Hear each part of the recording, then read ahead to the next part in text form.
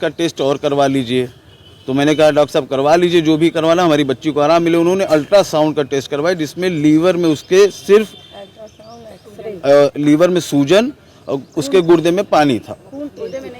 तो उसके बाद उन्होंने उस टेस्ट रिपोर्ट को देखने के बाद भी जो दवा चलाई, जिसके कारण उसके बाद उसका प्लेटलेट्स जो है घटकर 20,000 हो गया। तो उन्होंने ये कहा कि इसको बच्ची को 2 यूनिट प्लेटलेट्स लगाना ज़रूरी है।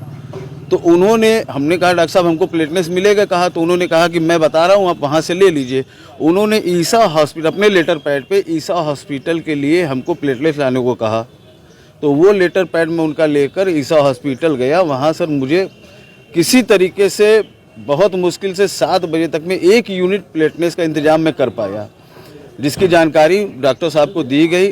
ठीक वो 7 बजे तक प्लेटलेट्स आ चुकी थी। उसके बाद वो 8 बजे प्लेटलेट्स मेरी बच्ची को लगाने के पहले उन्होंने कोई इंजेक्शन उसको लगाई है, उसकी भी जानकारी मुझे नहीं। 8 बजे वो प्लेटलेट्स चढ़ने के बाद मेरी बच्ची की 8:15 से 8:30 के बीच में इतनी तबीयत ख़राब होने लगी, वो चीखने और चिल्लाने लगी कि मुझे नहाना है, मुझे नहाना है, मुझे नहाना है। मैंने कहा बच्चा इतनी रात को क्यों नहाने की बात कर रही हो? कह रही पापा मुझे नहाना है।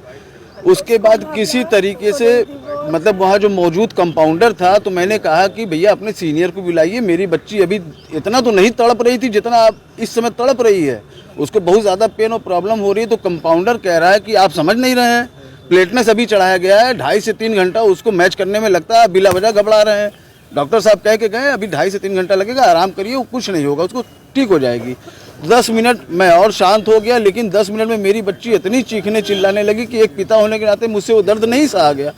मैंने आपको आते पहले ही बोला, आपने बोला कि हमारी स्लिप है, बट एक्चुअली थोड़ा ऐसा हुआ था कि पिछले 20 तारीख